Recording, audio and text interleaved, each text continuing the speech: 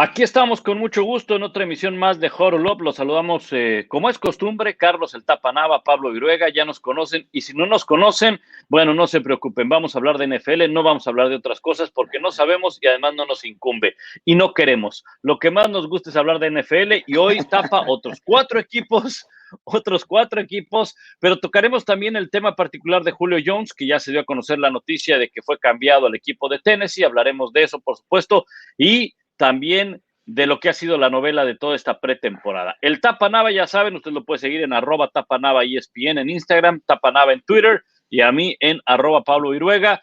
El hashtag es HODLUP o Nava Viruega Live y ahí nos pueden encontrar en todas las plataformas, así como en el canal de YouTube y también en Spotify, en Google Podcast, en iTunes y en todos lados. Tapa, sigues en Denver. ¿Cómo estás con el equipo de todos? ¿Qué tal, muchachos? Qué gusto saludarlos, mi querido Pablo, a la gente que nos hace el favor de escucharnos. La verdad es que una semana interesante entre, como acabas de mencionar, Julio Jones canjeado, la diva sigue sin ir a entrenar y ya le va a empezar a costar un billete. Así que con el gusto de saludarlos, Pablito, y como siempre, para hablar de NFL, que es lo que nos gusta a todos. Es lo que nos gusta a todos. Sin dar el nombre, pero ya el Tapa les dio una pista de quién vamos a hablar más adelante al referirse a la diva, de que no va a entrenar y no lo hará, a pesar de que ya tienen, pues ya por obligación, los campamentos mandatorios o los minicamps donde se tiene que presentar de fuerza, si no lo van a multar. Pero ya de eso hablaremos. Ese postrecito o ese tamalito con bastante carne nos los vamos a comer al final. Pero por lo pronto hablemos de Julio Jones, Tapa, porque, bueno, ya lo habíamos anticipado aquí, que Julio Jones no iba a regresar a Atlanta, las dos partes estaban de acuerdo en que no querían mantener esta relación y buscaban, pues, quién lo pudiera tomar. Y dentro de los equipos que se llegó a mencionar, no es de que aquí tuviéramos una exclusiva ni nada, sino que realmente las fuentes, los reporteros que estaban cercanos a la NFL, decían de 3 equipos, Tennessee, New England y no me acuerdo quién era el otro, pero bueno, finalmente Seattle, tiene razón, Seattle. Tennessee es el que levanta la mano, es el que se lo lleva y también decíamos difícilmente por una primera ronda por 3 cosas, edad, salud y salario. Y así es, el cambio de Julio Jones se da por una segunda ronda del próximo draft y otras elecciones más. Pero bueno, llega un equipo de Tennessee, Tapa, que definitivamente lo pone en otro nivel a Tennessee. Hace un par de años estuvo en una final de conferencia Tennessee. El año pasado se metió a la postemporada, Tapa, pero con una defensa muy floja. Le ponen otra arma a Ryan Tannehill, y es una ofensiva que luce muy, muy atractiva porque tiene juego terrestre y va a tener más profundidad en el juego aéreo. Sí, y dos receptores que además de que son calibre de 1,000 yardas, que tienen cuerpo de alas cerradas o de linieros defensivos. Julio Jones no es chiquito, A.J. Brown tampoco es chiquito, superó las 1,000 yardas la temporada pasada. Este va a ser un equipo muy físico, sobre todo a la ofensiva. Ahí estamos viendo lo que yo considero fue un regalo. Sinceramente, conseguirlo por una segunda y cuarta ronda, con lo que hemos visto que han costado canjes importantes en este receso de temporada, creo que salió barato. Es cierto, era difícil pensar en una primera ronda por la edad, porque la temporada pasada únicamente jugó 4 partidos, por lo que gusten, pero este muchacho todavía es productivo en el campo. Vamos a ponerlo así. De los 9 partidos que jugó la temporada pasada, a pesar de que ya no era el receptor, quizá por la misma lesión, que no sabían cuándo contaban con él y cuándo no, fue sin duda el que le abrió el campo a que Calvin Ridley diera el salto al siguiente nivel, porque este muchacho lo deja con un esquinero 1-1 y se lo va a comer cuando quiera por el tamaño, por el físico, por la habilidad. Y si a Tennessee le agregamos un corredor enfundado en paquete de ala defensiva también, un corredor que seguramente Tennessee sabe que tiene que empezar a bajarle el ritmo de trabajo o quién sabe cuánto tiempo más le vaya a durar, me refiero a Derrick Henry. Entonces, esta ofensiva quizás solo me deja con la duda de si Ryan Tannehill la llega, porque este muchacho no pasa largo de manera frecuente, quizá porque no lo ha necesitado. Exacto. Mira, lo que decías, sale barato, sí, por lo que ha hecho Julio Jones, por el tipo de receptor que es, por lo que cobraba, por el salario que tenía, sí, le sale barato a Tennessee. ¿Es un robo? No lo sé. Creo que hay varios factores por los cuales también se tiene que dar así la negociación. Ya hablábamos de los tres más importantes, edad, salud y salario, ¿verdad? Las dos más importantes, edad y salud, lesión. Y hay otro factor que también creo yo llega a influir en una negociación y es el tiempo. Estamos hablando de que ya está en los minicampos de entrenamiento, ya no podía esperar más Julio Jones, no podía esperar decir, no, yo quiero una mejor oferta, Atlanta tampoco no podía esperar una mejor oferta, creo que acaba siendo no tanto una compra de pánico, sino un cambio de pánico, de esas veces de cuando llegas al 24 y te das cuenta que no tienes el regalo o algo, entonces vas y entonces a la primera, venga, órale, ya está, ¿no? Al fin guardo el ticket y después lo cambio, ¿no? Pero me tengo que presentar con algo ese día. Y creo que eso ocurre con Julio Jones y con Atlanta, ¿no? Ellos mismos saben, Atlanta saben que sabes que si no lo cambiamos ahorita se nos va a venir un desastre con el tope salarial, este chico no quiere jugar, tampoco nosotros no lo queremos, venga, segunda ronda, ya está, vámonos y nos deshacemos de él, ¿no? Entonces, sí, acaba ganando Tennessee, desde luego, ¿verdad? Porque se lleva, como tú bien dices, Tapa, un jugador que le va a producir todavía y se lo lleva a un bajo costo. Atlanta finalmente lo que quiere también es deshacerse de él. Discúlpenme la comparación, Tapa, pero es como aquel coche que tú lo quieres vender como si fuera un Ferrari, ¿no? Te das cuenta que era un Chrysler, ajá, que ya está destartalado, ¿sí? Que ya se le está picando la salpicadera, ¿no? Y entonces dice, ¿sabes qué? Me dan 5, yo quería 20, ¿no? Lo doy en 10 y ya estamos, todos ganamos, ¿no? Y al final eso es lo que quieres, deshacerte de él porque te va a costar más en un futuro, ¿no? Sí, este equipo debe de trascender o va a ser un fracaso. Le dieron piezas defensivas en el draft también a los entrenadores y finalmente, reitero, Julio Jones es el tipo de receptor que si llega sano va a transformar esta ofensiva al siguiente nivel. ¿Por qué? Si ha podido llegar a un juego de campeonatos un par de temporadas, como dijiste, corriendo el balón. Imagínate, y cuando este tipo tiene más juegos de 100 yardas en su carrera profesional, que ese mismo lapso de tiempo, todos los receptores de Tennessee combinados, o sea, le estás agregando verticalidad. Reitero, si Ryan Tannehill se puede plantar y pasar, en la ofensiva ya la libraron. La defensa, que fue lo que se les cayó básicamente la temporada pasada, dejó ir a sus dos esquineros titulares, a Dory Jackson y Malcolm Butler, ¿y qué trae? A Caleb Farley, un muchacho que cayó al final de la primera ronda porque trae una operación de hombro de la que nadie sabe si está al 100%, también algunos problemas en la espalda, pero este equipo tiene ya jugadores de ambos lados del balón. También contrataron a Bud Dupree, quien junto con TJ Watt de Pittsburgh eran la pareja más fuerte que había la temporada pasada presionando quarterbacks. Así que yo creo que Tennessee está para competirle primero en la división Indianapolis y luego buscarlo todo en la conferencia americana.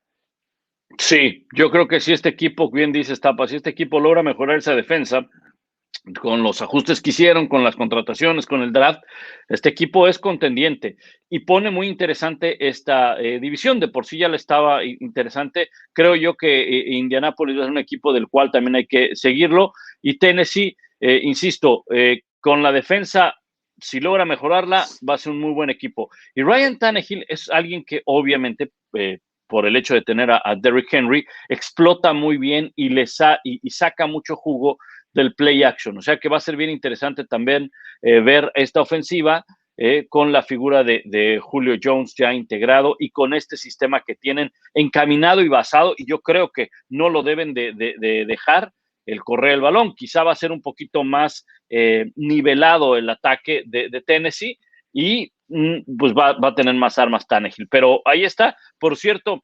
en la descripción de este video están los links de los otros equipos que hemos analizado. Ya habíamos hablado de Tennessee, por eso es que no vamos a retomar o no vamos a hablar de las selecciones que tuvieron en el draft, pero aquí abajo en los comentarios, perdón, en la descripción, ahí está el link del equipo de Tennessee, por si quieren revisar lo que opinamos de las selecciones que tuvo el equipo de los Titans. Y también aquí en los comentarios, Tapa, pues nos pueden dejar a qué equipos quieren que analicemos, ¿no? Sí, sin duda, ya llevamos prácticamente 2/3 partes de la NFL, que esta semana terminan sus campamentos obligatorios. La próxima vez que los veamos equipados después de esta semana, estaré en Training Camp, así que mientras podemos seguir analizando lo que ustedes nos pidan y mientras ustedes no dejen de aplaudir, nosotros no dejamos de cantar. Y finalmente con lo de que decías de Derrick Henry que no van a dejar de correr, ellos saben que si siguen tratando de que Derrick Henry corra 2,000 yardas por año, no sé Sí. cuánto tiempo más les va a durar. La NFL, hay un bajón de juego de 180 grados para los corredores que es impresionante. Y lo hemos visto en corredores, con el debido respeto, mejores que Derrick Henry en todos los aspectos. A mí el que más me llamó la atención alguna vez fue la de Denian Tomlinson, de ser el mejor jugador de la liga, como al siguiente año ya no corría 100 yardas por partido, ¿no? Y terminó retirándose joven. ¿Por qué? Porque se lo acabaron los Chargers. Exacto, sí, definitivamente. Bueno, pasemos a los 4 equipos que vamos a analizar este día, en este episodio, mejor dicho. ¿Y qué les parece si arrancamos con un equipo del cual algunos nos pidieron? Realmente nos han pedido los 32 equipos, eso habla de pues la cantidad de aficionados que hay de la NFL variada, ¿verdad? Y pues hablemos de Carolina. No hemos hablado de los Panthers, Tapa, es un equipo que estará en su segundo año el coach Matt Rhule. El año pasado tuvo a Teddy Bridgewater como quarterback titular. No lo hizo mal porque si tomamos en cuenta que Christian McCaffrey estuvo fuera casi gran parte o casi toda la temporada, pues este equipo más o menos ahí trató de hacer bien las cosas sin su principal arma. Ahora llega Sam Darnold como el quarterback titular y parece que esto le va a ayudar mucho al equipo de Carolina. Sigue teniendo varios huecos, por supuesto, pero también necesita de la figura de Christian McCaffrey para poder darle más estabilidad a la ofensiva. Sí, este draft para Carolina probablemente va a ser evaluado dentro de un par de temporadas, cuando se vea si debieron ir por un quarterback, porque los tenían enfrente todavía cuando les tocó reclutar. Ellos fueron con la 8ª selección global y sorprendiendo a toda la liga con J.C. Horn, pero estaba disponible Mac Jones y estaba disponible el quarterback de Ohio State, ahí se me fue el nombre ahorita. Justin Fields. Bueno, Justin Fields, perdón. Entonces, después le firman su 5º año de opción de novato a Sam Darnold, que fue una 5ª selección global, también que no se nos olvide, para un equipo que nunca le dio receptores, para un equipo que no le dio línea ofensiva. Muchos analistas castigan a Sam Darnold diciendo, bueno, es que tampoco se dio progreso en sus mecánicas, en la manera que leía el juego, en muchos otros intangibles que no solamente son a ver a quién le avienta el balón. Aquí están dándole la confianza totalmente de 2 temporadas mínimo, 2021, 2022, porque reitero, ya lo firmaron. Pero dentro de 3 años, cuando llegue el 2023, muchos van a decir, bueno, ¿y por qué a J.C. Horn en vez de Justin Fields o de Mac Jones? Y trayendo a J.C. Horn, que para muchos era el mejor esquinero que estaba disponible, pues también ahí van a tener que presentar examen, me refiero después de un tiempo. Claro, el coordinador ofensivo, Joe Brady, jaló por uno de esos muchachos para tratar de darle armas a Sam Darnold. Terrence Marshall, quizá nadie se acuerda de él porque era un equipazo, tenía otros receptores que estaban mucho más proyectados que Marshall, pero este muchacho también fue campeón con LSU, 23 touchdowns en el 2019 y 2020, cuando el quarterback era Joe Burrow. Sí, y fíjate que en este sentido, el equipo de Carolina ya había seleccionado a Horn, como bien dices, ¿no? Fue el primer defensivo seleccionado en este pasado draft. ¿Cómo de inmediato cubre una necesidad de la defensa? Pero después vienen 4 selecciones del lado ofensivo para nutrir a Sam Darnold con un receptor abierto, para darle protección con un tackle ofensivo, Christensen, un Brady Christensen, un tackle ofensivo enorme. Se esperaba que fuera más adelante en el draft, que cayó hasta una 3ª ronda, lo cual, digo, no es mala. Traen una ala cerrada, traen a Chuba Hubbard de Oklahoma State, que le va a dar, pues, poco más de descanso, por supuesto, a Christian McCaffrey. O sea, de inmediato fueron del lado ofensivo para darle un poquito más de armas o para nutrir la ofensiva de Carolina.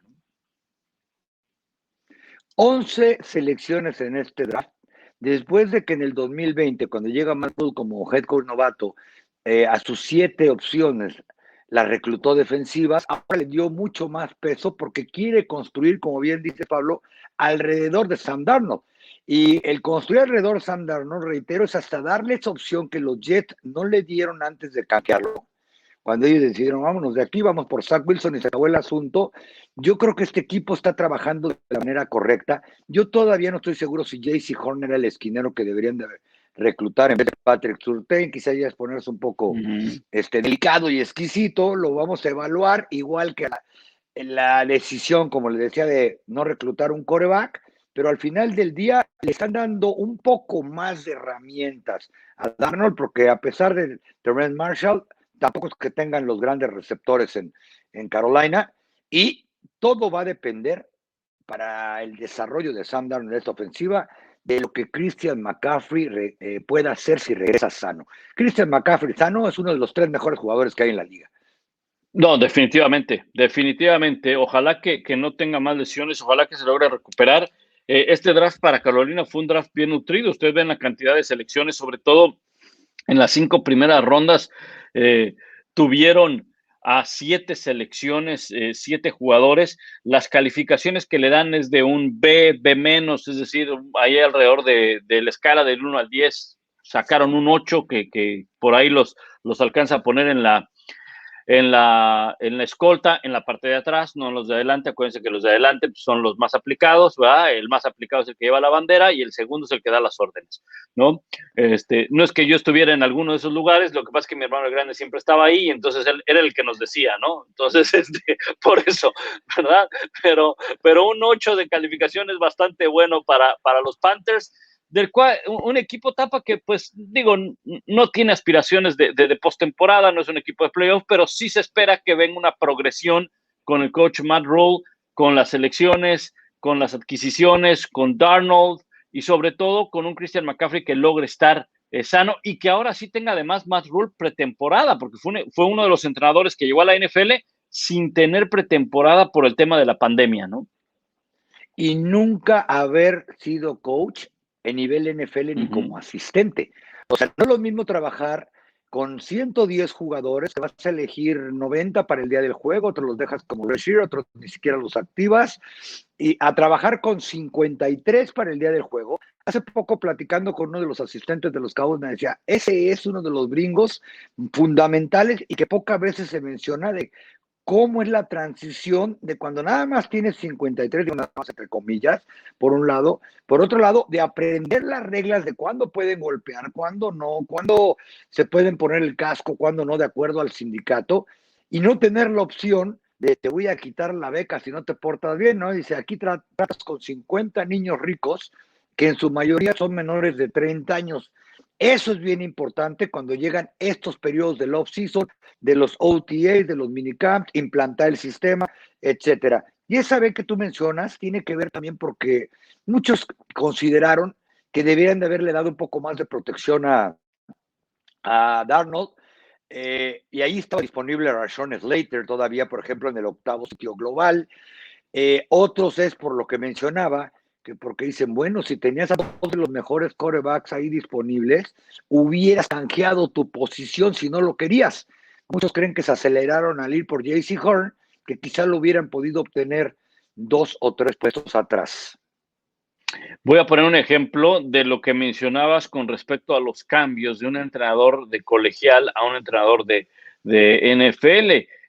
Sí, el deporte es el mismo, la estrategia es casi la misma, o sea, son 11, el campo mide lo mismo y demás, pero un claro ejemplo de cómo ese roster se reduce y cómo tienes que adecuar tu sistema a eso, le ocurrió a Chip Kelly. ¿Se acuerdan de Chip Kelly? Aquel entrenador con Oregon que jugada tras jugada, era un ritmo impresionante con el cual sacaba las jugadas. Marcus Mariota tuvo mucho éxito con ese sistema, y resulta que Chip Kelly llega a San Francisco y quiere implementarlo, y entonces los linieros en el segundo drive, los pobres estaban pálidos, que casi se les estaba sin azúcar en la sangre, ¿va? Porque estaban corre.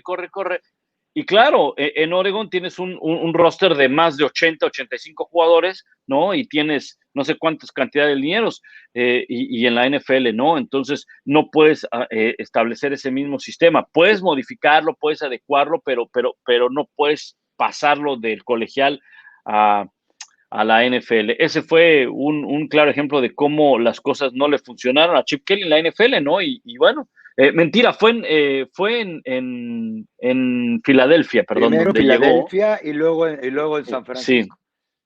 exactamente. Primero en Filadelfia y luego en San Francisco. En San Francisco fue así como que yo me acuerdo que en Filadelfia hubo gran expectación de, bueno, a ver qué tal puede hacerlo y esto y lo otro. Y ya nos dimos cuenta que no. Y luego cuando lo firma San Francisco fue así como que uno de los más grandes errores que hizo San Francisco desde mi punto de vista, ¿no? Porque no tenía, la verdad, mucho éxito el sistema de Chip Kelly en la NFL. Pero bueno, eh, no sé si quieres Y si a agregar eso algo más le de esto. sumas, Ajá. Pablo, sí, si a eso le sumas, Pablo, todo lo demás que decían que desde que llegó a Filadelfia y luego a San Francisco, y por eso no duró, quería tratar a los muchachos como trataba a los colegiales a veces, que son muy estrictos con ellos, porque si no, tú sabes que de esto depende de tu futuro, no solo es la beca. Cuando me pregunto en coach de NFL cómo te portas, le voy a tener que decir que no te portas muy bien, si no te aclimatas, por no llamarlo de acli. Entonces, muchas cosas no funcionan, y ese fue el caso de Matt Rule y de varios coaches que venían directamente de colegial, que se tienen que adaptar a la NFL. Ahora imagínense el año de pandemia, porque sí, ciertamente head coaches como el de los Browns o el que quieran, pues también eran nuevos, pero ya habían trabajado en la NFL y estaban acostumbrados a trabajar con roster, reglas y un montón de cosas similares, aunque no fueran los mandamás de sus respectivos equipos. Exactamente, el mandamás. Bueno, hablemos de los Giants, otro equipo del cual nos han pedido en Nueva York. Otro de los coaches que tuvo este tema de no tener pues pretemporada, además de que no tenía experiencia en la NFL, su experiencia era en el fútbol americano colegial y él se presentaba cartas de que yo trabajé con Nick Saban y trabajé con Bill Belichick siendo coordinador de equipos especiales, ¿no? Ese era su mayor logro de Joy Judge, el entrenador de los Gigantes, pero no había tenido una coordinación, no había tenido una coordinación en la NFL y ese era un brinco bastante grande. Y llegó ahí tu buen amigo el Rojo, Jason Garrett, a hacerle pues la de coordinador ofensivo. Y pues de nueva cuenta volvieron a tener problemas con las lesiones, sobre todo de su principal jugador, de Saquon Barkley. Y este es un equipo que se enfocó para traerle un receptor a Daniel Jones. Este chico de Kadarius Toney de la Universidad de Florida fue su primera selección en la posición número 20, Tapa. Sí, tú lo acabas de decir de manera perfecta. Cuando llega Josh como entrenador nuevo en la NFL, le aplicaron la que a su vez le habían aplicado a Garrett cuando lo hicieron entrenador en jefe en Dallas, que en realidad fue una carrera meteórica. Tenía 2 años de coordinador ofensivo, 4 años de haberse retirado como jugador, y ahora lo pones de head coach. El primer año, Jerry Jones se dio cuenta de que pues le faltaba muchísima experiencia en un montón de áreas para dirigir un equipo en la NFL, a pesar de que fue un muy buen suplente durante década y media, por lo menos. ¿Qué hacen? Le traen coordinadores y le traen asistentes que tenían experiencias como head coach. Así sucedió en Nueva York. A Jason Garrett lo llevaron a asesorar a su jefe, a Joe Judge. Lo llevaron porque tenía experiencia en la división de la Conferencia Nacional contra, bueno, con Dallas, 10 años fue el head coach, fue el que reclutó a todos. Contra Washington se aventó muy buenos tiros cuando fue entrenador de los Cowboys. Y creo que por eso es que este equipo fue progresando, sobre todo en la segunda parte de la temporada. Parecía que iban a dar el salto al siguiente nivel y ¡pum! Otra vez se cayó. ¿Por qué se cae? Muy fácil, porque Saquon Barkley otra vez se lastimó. Y Daniel Jones no ha dado el estirón que necesitaba. Y ahí está la respuesta, porque traen a Kadarius Toney después de que canjearon su 12ª selección global a Chicago para que reclutara a Justin Fields, por lo que también algunos en Nueva York ya se preguntan por qué no mejor aguantaron y se trajeron a Justin Fields, porque a muchos se les olvida que mal que bien Daniel Jones fue una 7ª selección global de la NFL apenas hace 3 años. Entonces, a Daniel Jones, si fuera un quarterback de tercera ronda, ya le hubieran dado las gracias. A ver, este quarterback de primera ronda y 7º global, le trajeron a Saquon Barkley, ahora le traen a Kadarius Toney, no le trajeron al ganador del trofeo Heisman, porque los Cowboys le pasaron la tapeta rápido a Filadelfia para que no se los fuera a atorar Jason Garrett al ratito. Entonces, este equipo lo están preparando para que compita la ofensiva, una ofensiva que creo que ha progresado, y comenzaron a traer defensa. Ahí lo veíamos en la tabla que puso Pablo. Creo que fue un draft, vamos a decirlo, yo diría balanceado, sin grandes nombres, porque muchos nos acordábamos del nombre del receptor, pero creo que fue un buen draft para los Giants en sus aspiraciones, que reitero, es quizá el último año en que ven cómo anda Daniel Jones y si realmente va a ser su quarterback en los años por venir. Sí, yo creo que ese es el punto, Tapa. Le están dando una oportunidad más a Daniel Jones. Sí, es cierto, le toca un cambio de entrenador, pero no hay que olvidar, él lo trajeron para hacer el futuro en la posición de quarterback. Eli Manning ya no daba más, lo metieron. Entonces, Eli Manning incluso hasta se retira precisamente del equipo. Entonces, el camino está libre, no hay ninguna presión para Daniel Jones, no hay nadie que le pueda hacer sombra. Si bien es cierto, tampoco no es que tenga muchas armas, pero finalmente tiene que mostrar. No necesariamente necesitas tener tantas armas como para mostrar todo el talento que tienes. Y ahí están dos ejemplos claros: Joe Burrow el año pasado y el propio Justin Herbert. O sea, no estoy comparando quiénes sean mejor, pero tampoco no es que llegaron a equipos candidatos a ganar un Super Bowl. Pero dentro de los errores que cometían o dentro de los errores que cometían, veías el talento que tenían o que tienen. Y creo que en el caso de Daniel Jones, en ese sentido, sigue cometiendo algunos errores, sigue sin progresar en cuanto a su juego, y ahí es donde te da precisamente esa gran interrogante o esa gran pregunta de que realmente valdrá la pena quedarme con este chico para seguirlo puliendo como quarterback, o ya pongo un límite de decir, bueno, esta puede ser su última temporada o su última oportunidad. Y creo que en ese sentido ahí está cayendo Daniel Jones, de que se le están acabando las oportunidades, se le está acabando el tiempo para demostrar que es un quarterback franquicia o es un quarterback en el cual puedas confiarle la titularidad por varios años, ¿no? No, y reitero, le están dando la última gran oportunidad de que no tenga pretextos. Oye, le traen a Kenny Galladay como agente libre. Prácticamente fue el receptor que cambió de equipo por mayor cantidad de años y más dinero.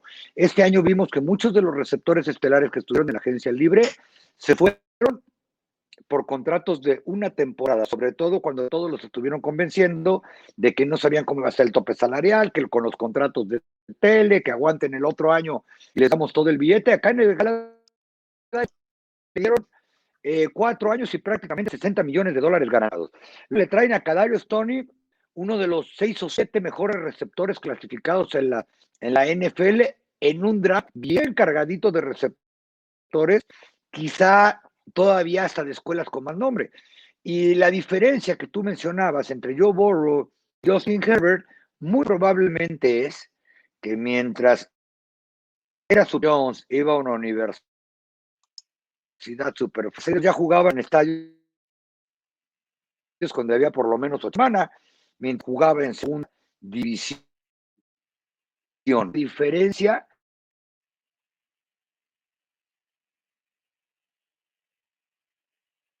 Ahí dejamos de escuchar un poco al Tapa, no sé si sea el internet del Tapa o el mío. Recuerden que, ahí está, se está como que congelando el Tapa o ya se congeló.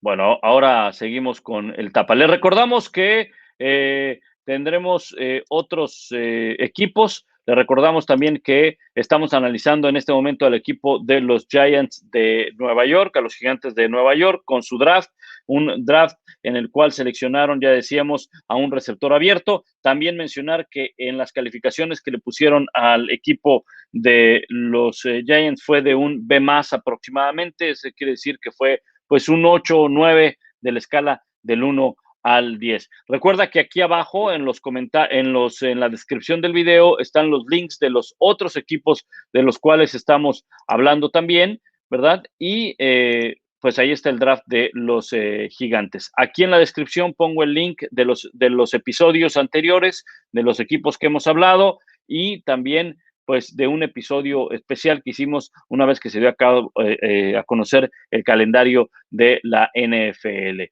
Bueno, ahí estaba el tema de los Giants con la cuestión de precisamente de Daniel Jones. Y bueno, se une con nosotros el Tapa. Ahí estás, Tapa, ¿cómo andas? Ya estás de regreso. Está en Oye, Denver el Tapa y el internet no es muy bueno a veces, ¿no? no, y eso que ahora sí lo conecté con cable, para no tener problemas, pero quién sabe qué sucede en este hotelucho, vamos a decirlo así.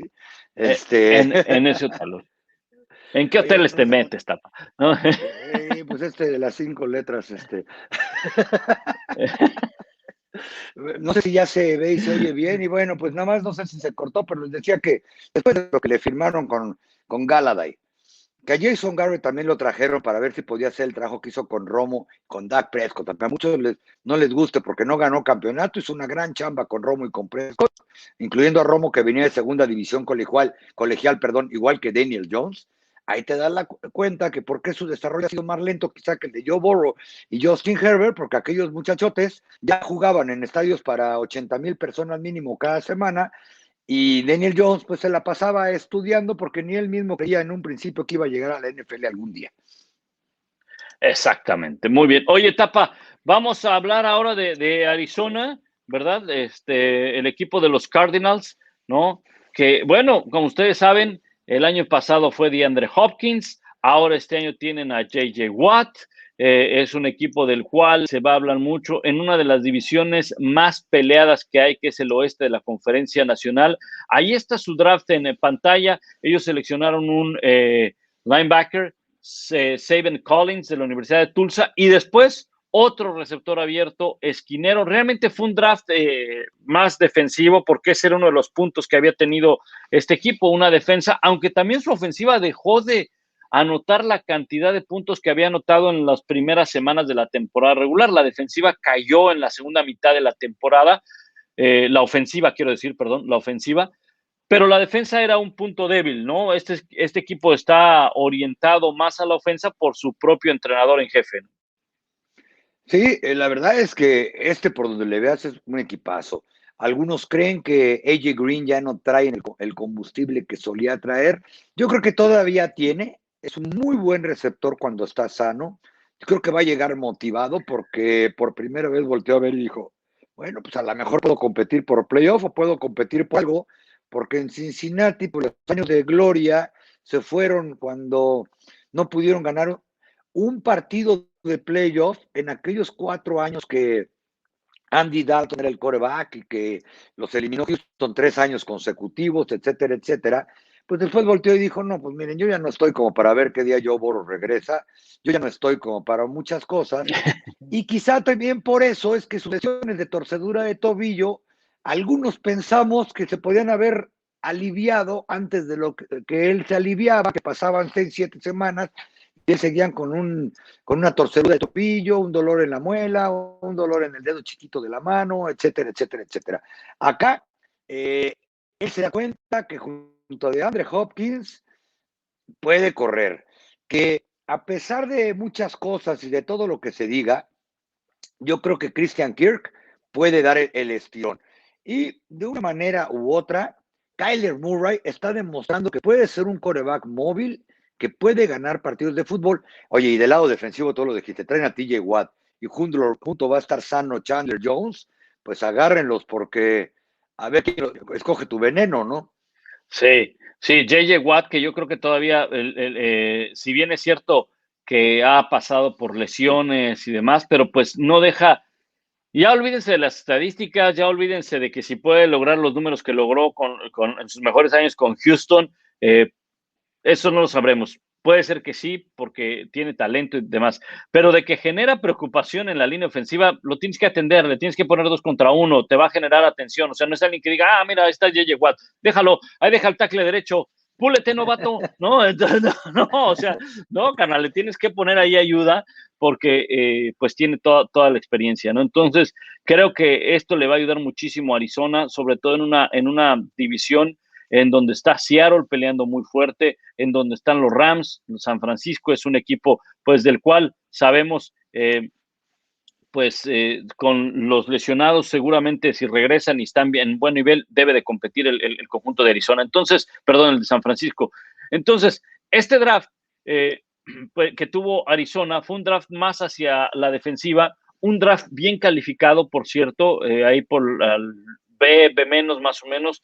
Entonces, es un draft del cual creo que yo, el equipo de Arizona está satisfecho y le va a empezar a rendir, el caso de Collins, le va a empezar a rendir probablemente en el caso de Marco Wilson, el esquinero de Florida. Florida tuvo una muy buena defensiva, varios defensivos de Florida fueron seleccionados en este draft.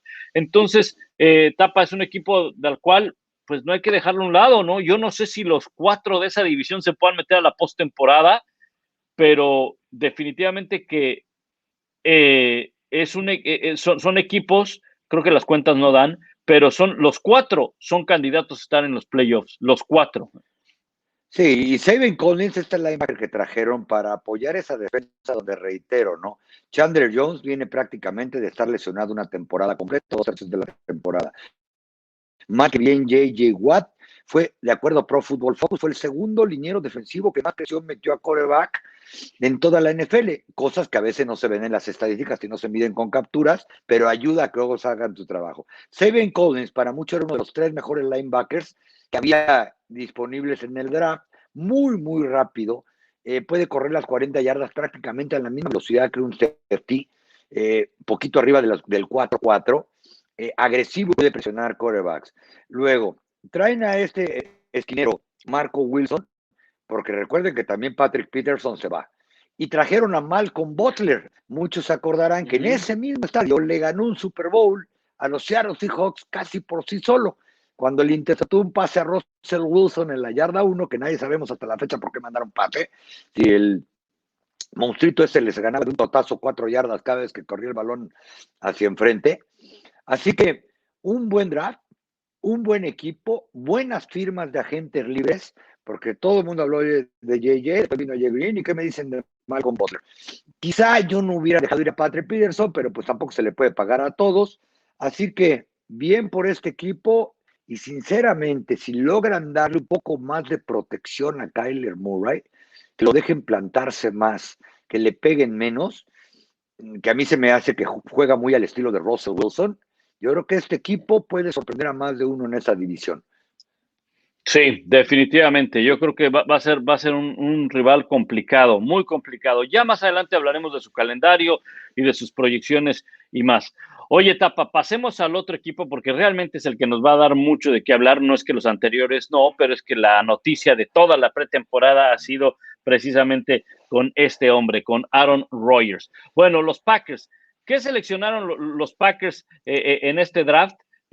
Bueno, hay que ver sus selecciones. Fue un esquinero para empezar y como para echarle un poquito más de bronca al todo el tema de que no tenía jugadores y bla, bla, bla, y esto y lo otro. Bueno, ahí está. Eric Stokes, el esquinero de Georgia, en la posición número 29 de la primera ronda. Después fueron por un centro, Josh Myers de Ohio State. Y después dijeron, bueno, que ya vamos a traerle un receptor en la tercera ronda a Mary Rogers de la Universidad de Clemson, de este programa tan exitoso.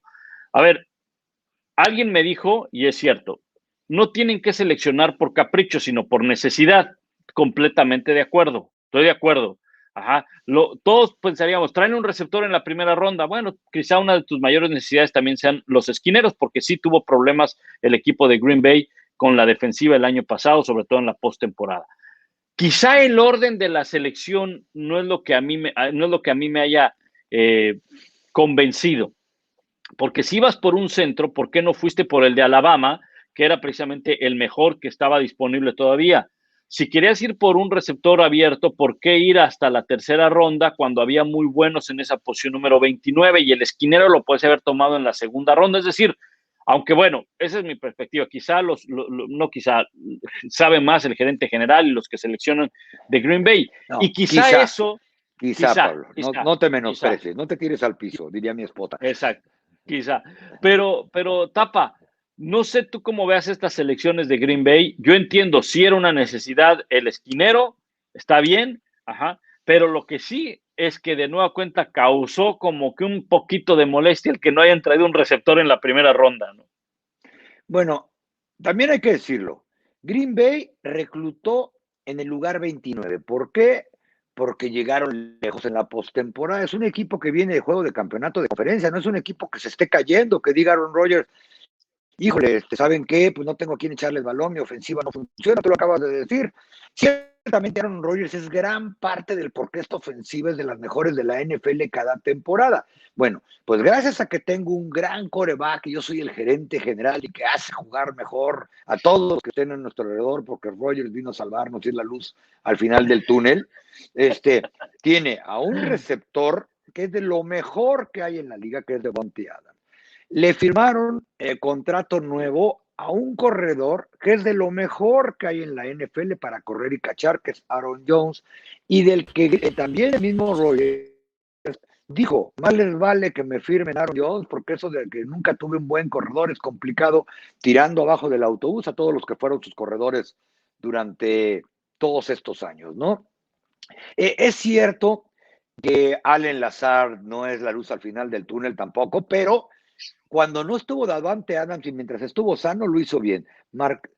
¿Cómo se llama? Marqués Valdés Scantling también lo hizo bien. Reitero, reconozco que es gracias a Aaron Rodgers. Lo he visto jugar varias veces en persona. Este tipo es como el chamaco de Peewee, que la lleva robada, ¿no? Que también de la que era la defensiva, que corre la uno, que hace todo. Este tipo es uno de los mejores jugadores que hay en toda la liga. Pero probablemente, tú lo acabas de decir, si no llegaron al Super Bowl los últimos 2 años, la verdad es porque el juego de campeonato en San Francisco los atropellaron por carrera, los atropellaron. El año pasado su defensa también se cayó en la postemporada. Y ahí es donde dices, bueno, pues quizá la urgencia, gracias a que tenemos a Aaron Rodgers, sea más defensiva que ofensiva, o quizá porque ya también seleccionando en el lugar 29, al mejor atleta cuando tuvieron que evaluar si era un corner o un receptor, pues a mejor a ellos les dio porque era un corner, porque todos lo decíamos antes del draft, viene muy cargado de esquineros esta generación de draft. Exacto. Bueno, ese es del draft. Y del draft es una proyección y podemos aquí hablar mucho del draft, pero realmente el tema que ha generado toda esta polémica en Green Bay es Aaron Rodgers, Tapa. Ya es oficial. Este episodio lo estamos grabando el martes 8 de junio. Este martes 8 de junio ya se tenía que haber presentado Aaron Rodgers al minicamp. O sea, el campamento de entrenamiento es en la pretemporada, es más adelante y son varios días. Pero este primer minicamp, que ya es obligatorio, no se presentó Aaron Rodgers. Y al no presentarse, entonces ya le empieza a pegar en la cartera. $93,085, quítenle los 85 que pues es para la gas, 93 mil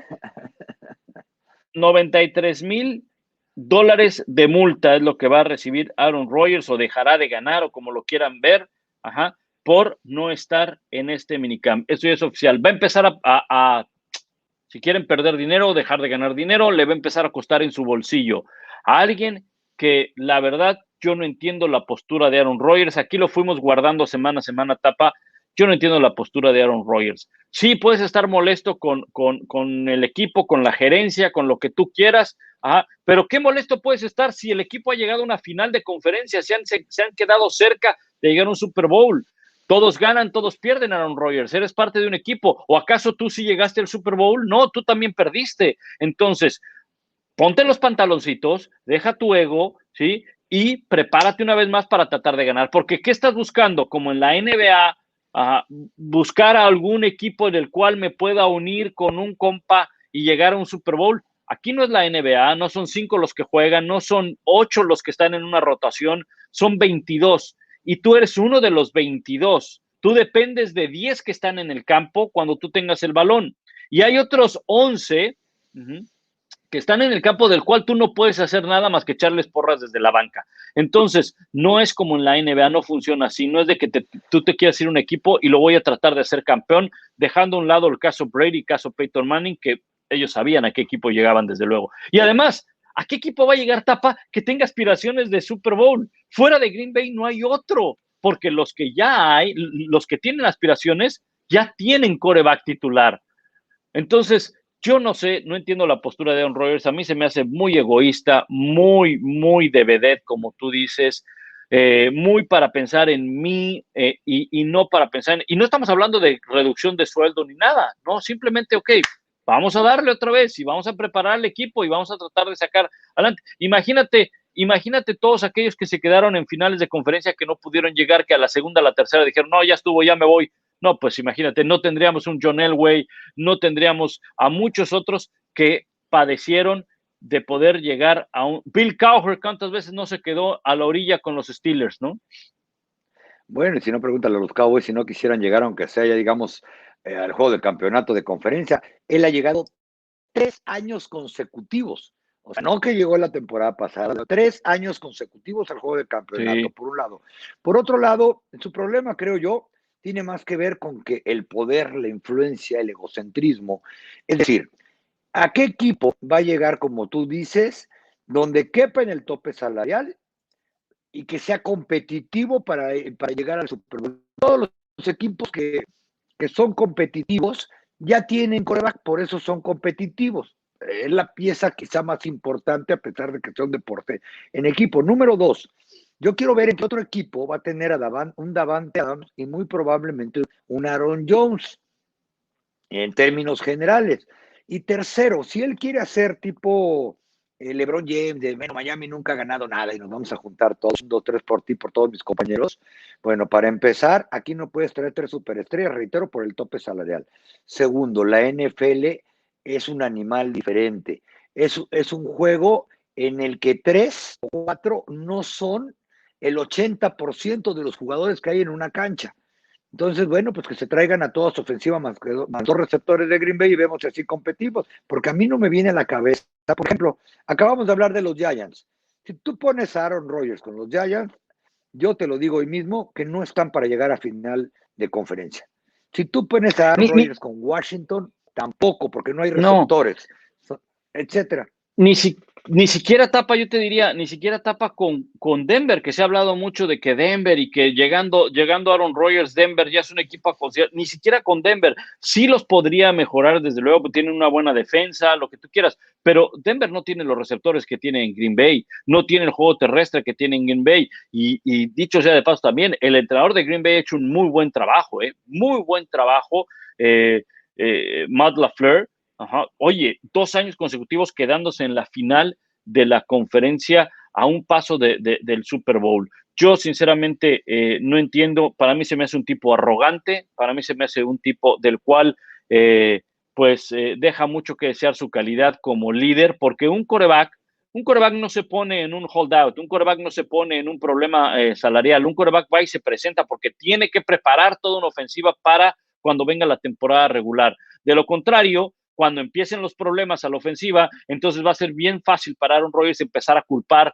además a varios jugadores o a su staff de coacheo o a su gerente general cuando el que en realidad se tendría que haber preparado en la pretemporada era él, porque esto lo demanda la NFL, lo demanda el fútbol americano, te tienes que preparar en la primavera, para poder tener éxito precisamente en la temporada regular. Miren nada más, el Tapa se quedó tan congelado con mis palabras que ni se mueve. No, ya se unió el Tapa, acá está el Tapa. Que déjame, No, tiene no, ahí dos tapas, algo está ese, pasando, ya se duplicó. oye, es que este internet ha sido una pesadilla, estos 2 shows que he tenido que grabar.